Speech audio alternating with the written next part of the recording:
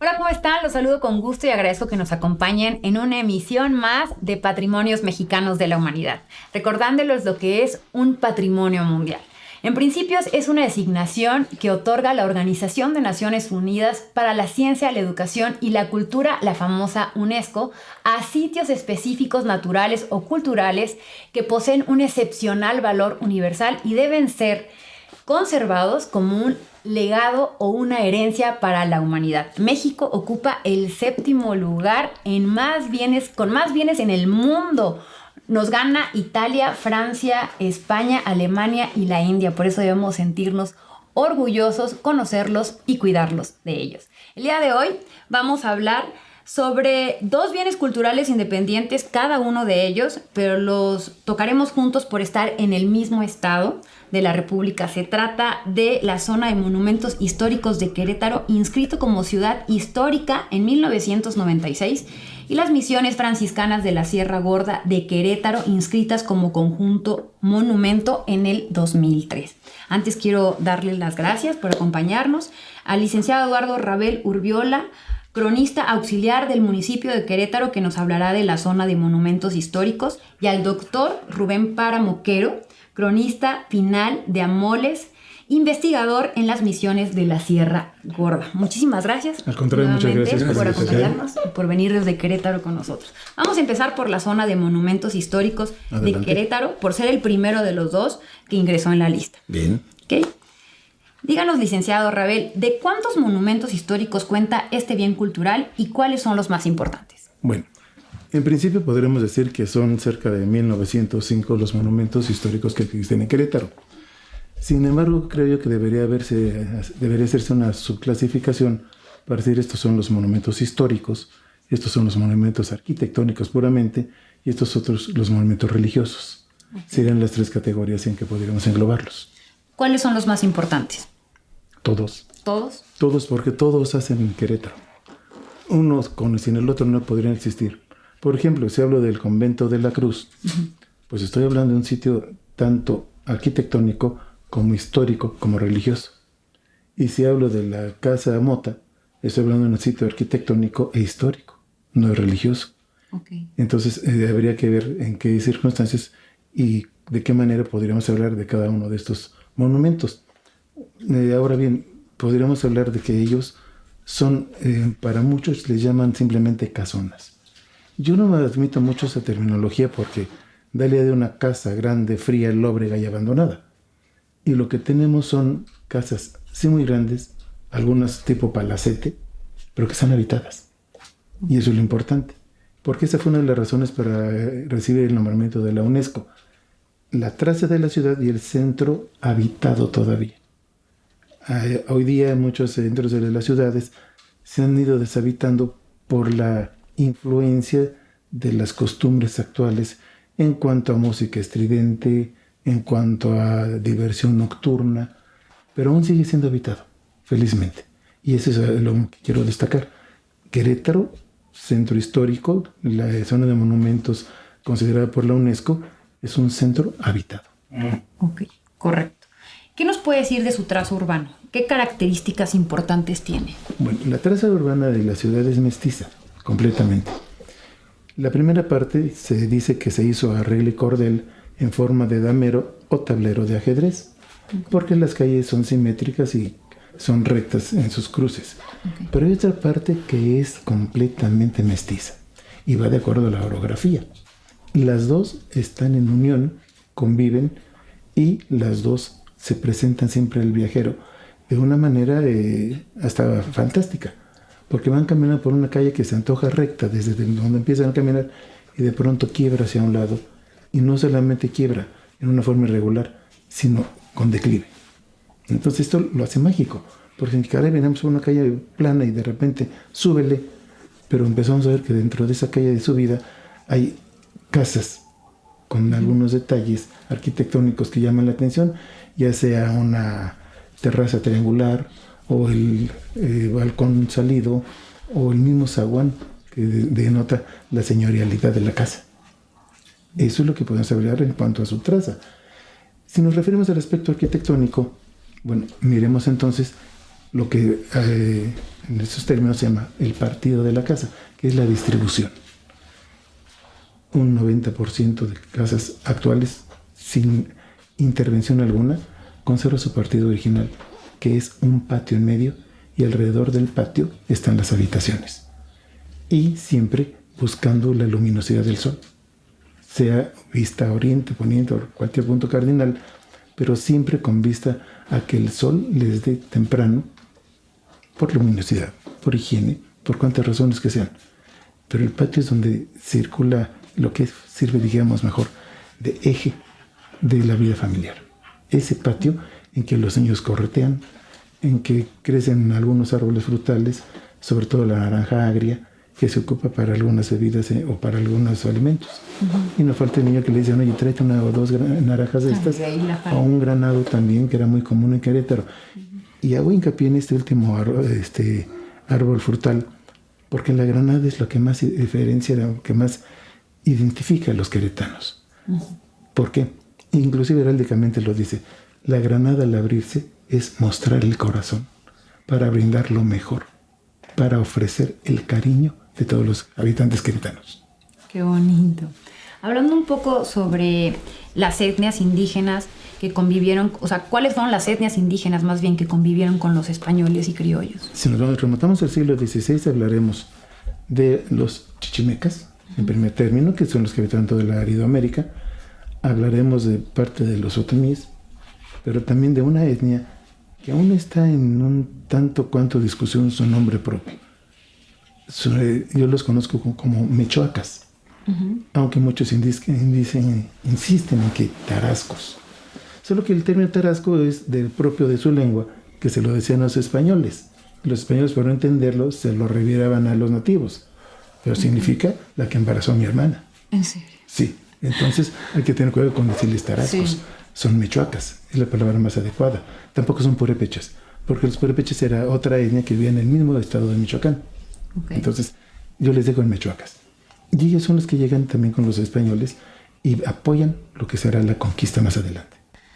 ¿Qué me puede decir entonces de la integridad de los diferentes elementos urbanos como plazas, fuentes y el acueducto? Querétaro en su traza ha buscado siempre la armonía. La plaza principal, que conocemos como Plaza de Arma, o si no, también le conocen como el Jardincito, es una plaza rectangular que alberga diferentes casas, pero también a la vez tiene en su frente la ahora llamada indebidamente Casa de la Corregidora. Es la casa de gobierno, la casa donde estuvo asentado inclusive el poder virreinal. Su armonía ayuda porque de dos lados tiene portales y del otro fueron casas de beneficencia pública. Hoy día ya todo esto ha cambiado en cuanto a las casas. Siguen los portales, sigue el poder ejecutivo en ese sitio, pero en un rincón está parte del poder judicial y en otra esquina estuvo el poder legislativo. Este último, al no tener ya espacio para desarrollarse, decidió emigrar a otro rumbo. Pero sigue la representatividad todavía, por una parte. Por la otra, sus calles nos llevan siempre a diferentes, dijéramos, rincones, que lo mismo se antojan de un aire andaluz o de un aire romano latino. Esto último lo digo porque una amiga mía, cuya familia es sobrina de Italia, dice, es que esto es igual a Roma. Y si quiero recorrer Roma, voy a venir a tu ciudad, a donde viven mis abuelos. Bueno, bienvenida. Hablamos de algunas otras plazas como la de la Cruz, que es el punto más alto de la ciudad. Una plaza señorial que lo mismo albergó en su momento templo, convento y cuartel, que después parte del convento fue hecho escuela y en estos momentos va a ser restaurado para hacer un gran museo, que no quiero ahondar mucho en esa característica. Vamos a hacer una pequeña pausa y ahorita seguimos hablando de eso. Seguimos ahorita con más de Patrimonios Mexicanos de la Humanidad.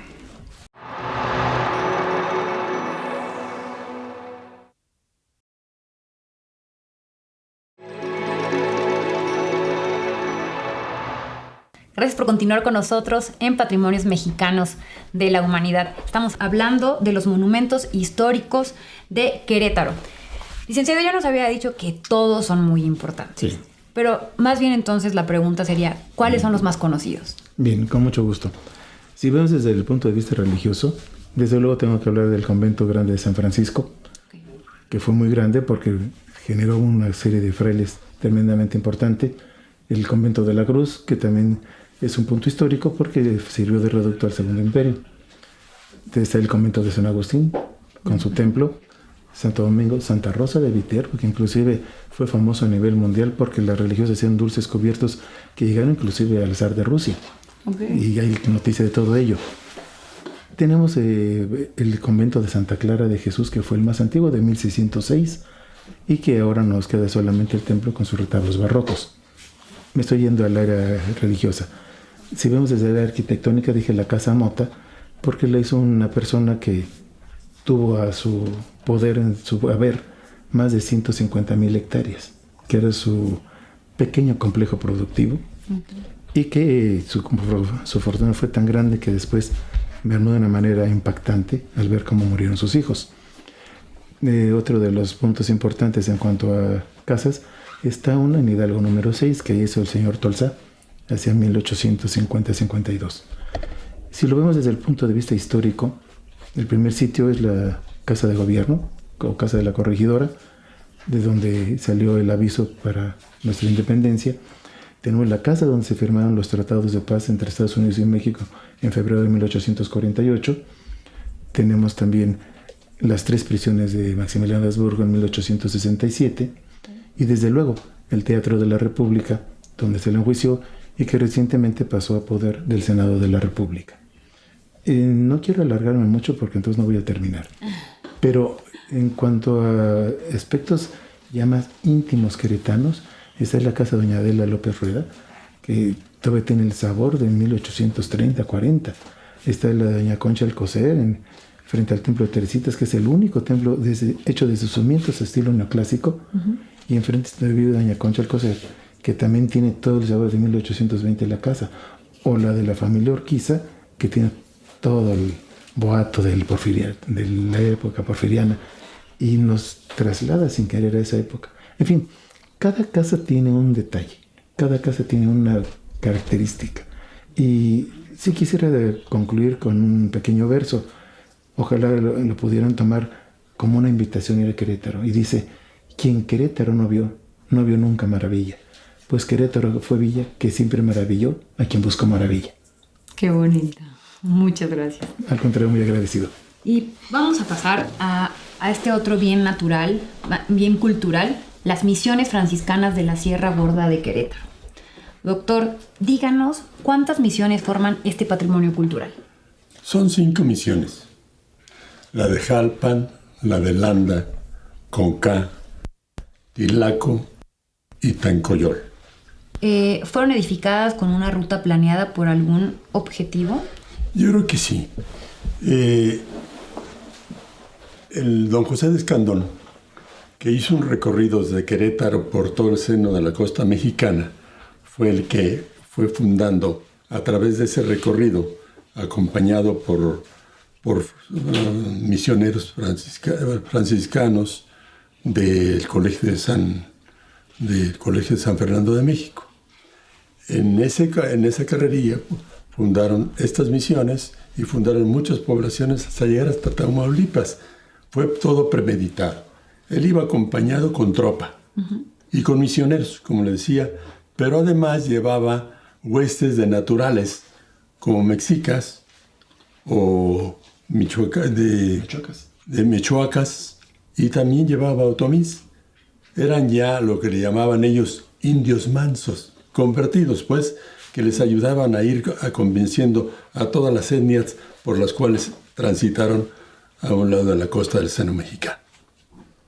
¿Qué diferencia hay entre una misión y un monasterio? Bueno, primeramente la misión y el monasterio dependen del clero regular, porque el clero secular es el clero del obispado, de los obispados. Pero el monasterio, aunque es el clero regular, tiene una característica. Allí hay monjes y también monjas en sus respectivos monasterios, pero se dedican exclusivamente a la oración y a la contemplación. No tienen ninguna relación con el mundo exterior. Correcto. Y las misiones, o los misioneros, sí están preparados para eso. Como el Colegio de San Fernando o el Colegio de la Santa Cruz, que fue el primer colegio de propaganda fide que preparaba a estos misioneros para ir a llevar y a conquistar a los naturales de la región. ¿En qué aspecto? En el aspecto espiritual y en el aspecto temporal. En el temporal, pues era lo importante que los nativos supieran adecuadamente cómo sembrar sus tierras, mejorar su ganado, plantar todas las frutas que traían de Castilla los españoles, y de esa manera que ellos mismos estuvieran capaces de obtener su alimentación. Eso es realmente lo que... Ahora, me interesaría hacer una aclaración. Sí. La misión, como tal, la señaló la UNESCO como el templo. La misión no es el templo. La misión lo forman varias partes. ¿Cuál? El misionero, los nativos congregados alrededor y su templo. Más aparte, las tierras que el rey le dio como merced de 1 legua por cada viento para su manutención. Los misioneros de esa manera se encargaban de 2 cosas, como les decía, en lo espiritual, transmitir el conocimiento de la religión católica, apostólica y romana, y en lo temporal, a preparar a los nativos para hacer una vida política y social adecuada. Correcto. ¿Qué características tienen las técnicas arquitectónicas en estas construcciones? Realmente es un barroco que antes yo no creía que hubiera tenido intervención el natural, el nativo. Yo no les digo indios porque no son indios, es el nativo. Pero resulta que muchos documentos hablan de que en un tiempo después de que ya llegaron los franciscanos fernandinos, muchos de ellos aprendieron de los maestros alarifes españoles.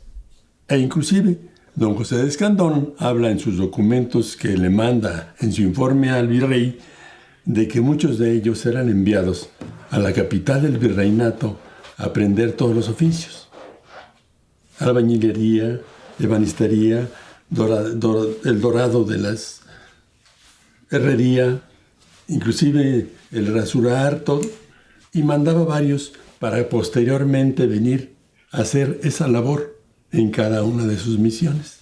Entonces, hay un sincretismo entre ambos, porque aprendiendo del español, también su espíritu se metía inmerso entre los dos, y eso es un barroco mexicano, un barroco mestizo. Correcto. Vamos a un corte comercial y ahorita regresamos.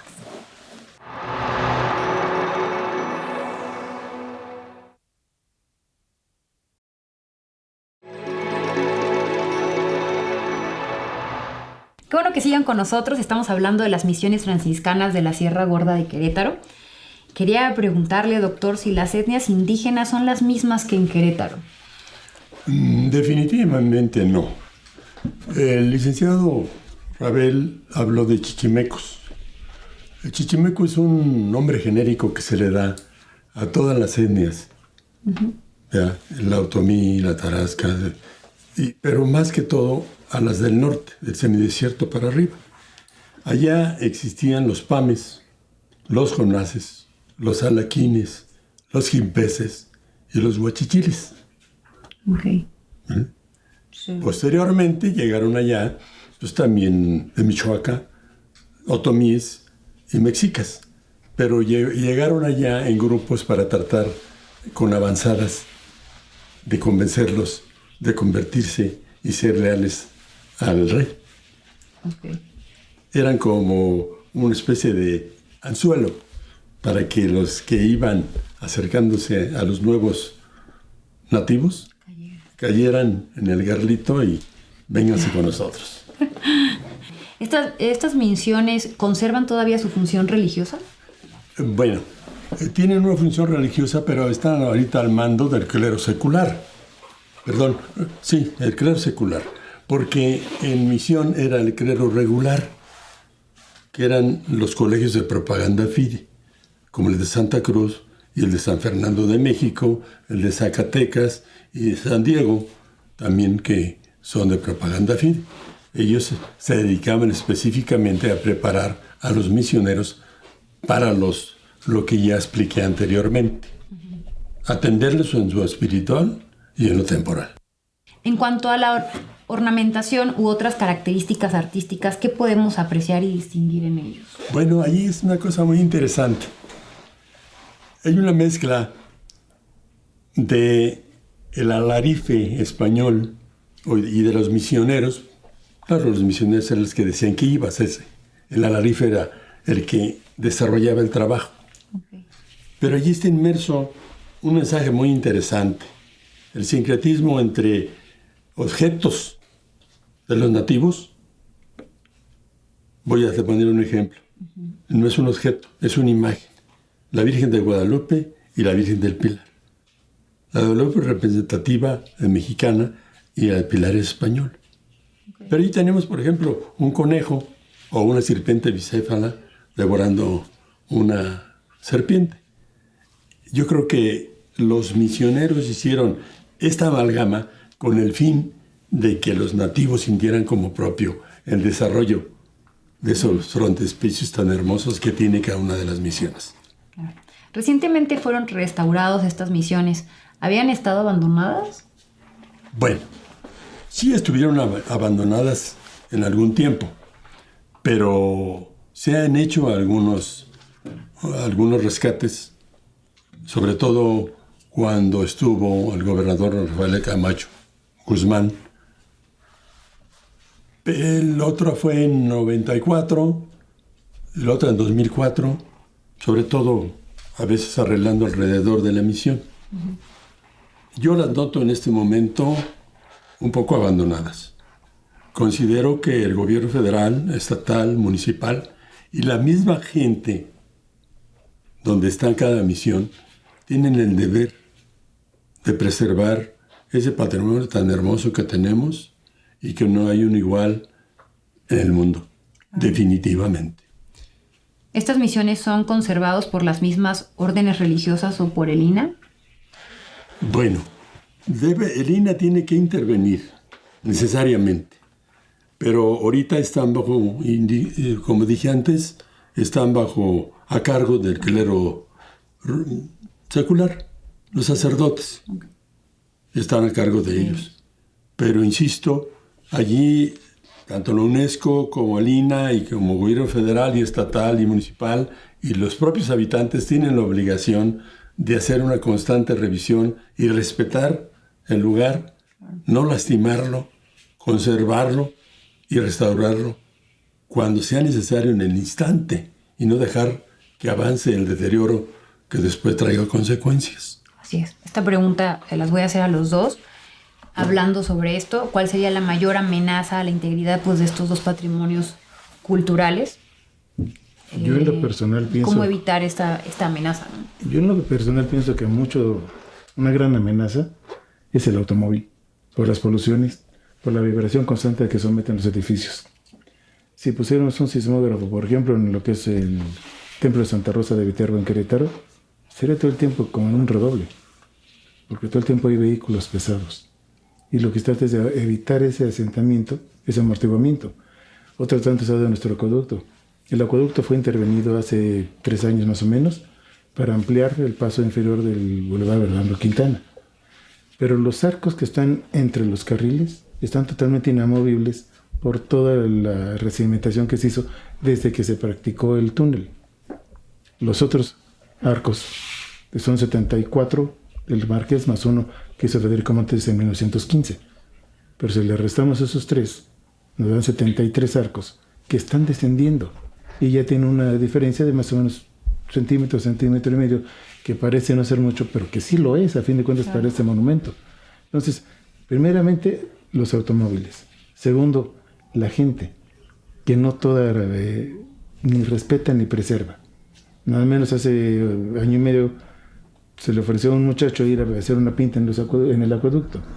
En años anteriores también hubo unos vándalos que fueron a grafitear Santa Rosa en las puertas y paredes. Entonces, limpiar todo esto no es de nada más voy y le rasco con la uña. Ojalá fuera tan simple. Sí, claro. Y la ley no prevé este daño al patrimonio. Entonces, siento yo que es por ahí donde va la cuestión de poder preservar nuestros monumentos. Educación. Hacer conciencia. Voto mucho yo por la educación para que la gente comprenda y preserve. Nosotros hemos recibido toda esta riqueza y debemos legarla. Pero en la medida que lo dejemos ir, vamos a quedar en vergüenza con las generaciones futuras. Doctor. Estoy totalmente de acuerdo con lo que externó el licenciado Rabel. Yo creo definitivamente que sí, debemos educar a los pueblos, a los habitantes donde están esas misiones. Pero también es muy importante que las autoridades federales, estatales y municipales, y aún la UNESCO, no se olvide que ahí están y que deben ser vigiladas y que si la rehaustación es necesaria, se haga y que se haga con gente de capacidad reconocida, porque hay veces que se hacen restauraciones que de veras dejan mucho que desear. Sí, pues empezar a hacer conciencia también nosotros. Eso es muy importante. Pues muchas gracias por habernos acompañado el día de hoy. Muchas gracias. Gracias a todos por habernos visto. Llegó el fin este capítulo de Patrimonios Mexicanos de la Humanidad y también quiero aprovechar para agradecer a Eugenia Solana que nos presta esta biblioteca de su padre Fernando Solana, en la cual podemos llevar a cabo estas pues bastante interesantes conversaciones. Nos vemos pronto. Yo soy Ana Karina Álvarez. Gracias. Gracias.